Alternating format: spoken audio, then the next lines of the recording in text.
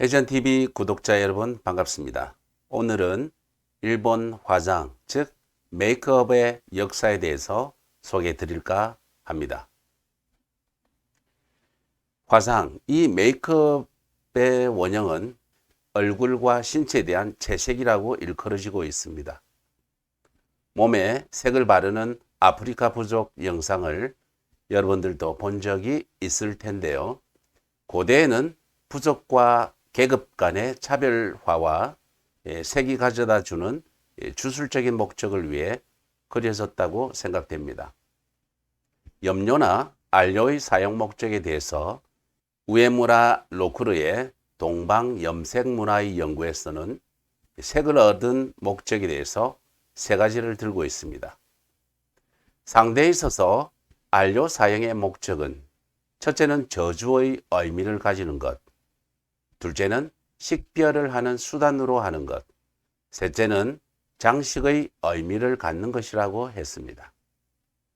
상대란 일본사의 시대 구분의 하나로 일본의 문헌에 남아있는 아스카 시대 후기부터 나라 시대로 600년에서 784년 무렵을 가리킵니다. 어류에 대한 염색도 몸이나 얼굴에 대한 채색도 원래는 단순한 장식을 위해서만이 아니라는 것입니다. 일본의 화장 문화는 크게 중국 문화에 영향을 받은 붉은색을 바르는 화장의 시대부터 그 후에는 흰색을 바르는 화장의 시대로 나누어서 볼 수 있습니다. 2차 세계대전 후에는 서양의 화장 방법을 모방하여 오늘날의 화장으로 변화해 온 것입니다. 일본에서 화장의 기원인 붉은색 화장은 나라 시대, 즉 중국과 불교 문화에서 유래한 것으로 생각됩니다. 3세기 중반에서 7세기경까지의 고분 시대에 만들어졌다고 알려진 일부 한의화에 붉은색 화장을 적용했는데, 여기서 한의화란 흙으로 만든 인형으로 이해해 두시면 될 것 같습니다. 이 점에서 당시 일본에서도 얼굴을 붉게 바르는 문화가 있었던 것으로 추정됩니다. 붉은색은 사람들의 삶과 밀접한 관련이 있는 가장 기본적인 색이라 할 수 있으며, 붉은색이 위험을 피하기 위해 사용된 역사가 있습니다. 적반, 즉 붉은 밥을 먹고 붉은색의 기모노를 아이들에게 입히는 것도 고대에는 부적의 의미를 가졌다고 합니다. 현대에도 그 고전적인 붉은색을 사용한 메이크업의 잔재가 있는데, 이즈모의 미호 신사에 전하고 있는 아오 후시가키라는 행사에서 마치 우리나라의 연지와 곤지처럼 이마와 뺨에 빨간색으로 둥글게 채색하는 고전 화장의 잔재를 볼 수 있습니다. 또한 일부 지역에서는 액마기와 건강한 성장을 기원하기 위해 갓난아기의 이마에 빨갛게 채색하는 관습이 남아있고, 같은 의미로 신사참배 시 아이 이마에 빨갛게 채색하는 아야꼬로서 계승되고 있습니다. 이 아야꼬라는 것은 태어난 아이를 처음 신사에 참배시킬 때 냄비 밑의 검댕이나 주홍색으로 이마에 X 표시나 개 견자 등을 쓰는 풍습을 말합니다. 옛날부터 붉은색은 적토, 즉 붉은 흙이나 천연주, 즉 천연 주홍색 안료, 그리고 화장할 때 적색 안료인 연지에서 얻었다고 합니다. 먼저 적토인데요. 이 적토는 붉은 산화철이 주요 성분인 토양으로 화장뿐만 아니라 화상 치료에도 사용되었습니다. 산화철 일종인 벵갈라, 이 벵갈라는 네덜란드어로 황토를 구워서 만든 붉은 안료를 말하는데 지금도 파운데이션 등 화장 기초의 착색료로 사용되고 있습니다. 다음으로 천연주인데요. 이 천연주는 황산 수은을 주요 성분으로 하여 중국에서는 불로불사의 약으로 사용되었으며 달걀 흰자와 혼합한 것은 치약이나 화장품으로도 사용되었습니다. 그리고 홍인데요. 이 홍은 국화과 식물인 홍화의 꽃잎에 포함되어 있는 칼사민이라는 붉은색 색소를 모아 만든 것을 말합니다. 홍화꽃이 핀 지 1일에서 5일 사이에는 노란색을 띠다가 5일 이후부터 20일에 가까워지게 되면 점점 붉은색을 띠게 됩니다. 예부터 이 홍을 사용한 대표적인 화장료는 볼 연지였는데 립스틱으로도 사용되었습니다. 현재도 붉은 색소로서 개홍 등의 전통적인 화장품 재료나 고급 화장품 재료에 사용되는 경우가 있습니다. 여성이 얼굴을 하얗게 화장하는 문화는 헤이안 시대의 시작에서 서양과 적극적인 교류가 시작되는 메이지 유신으로부터 다이쇼 시대 정도까지의 약 1000년간 계속되었습니다. 헤이안 시대가 되어 중국 문화의 영향이 거의 사라지면서 기본적으로 어두운 방에서도 얼굴이 좀 더 예쁘게 보이도록 흰색으로 화장하는 것이 유행하게 되었을 것으로 짐작해 볼 수 있겠습니다.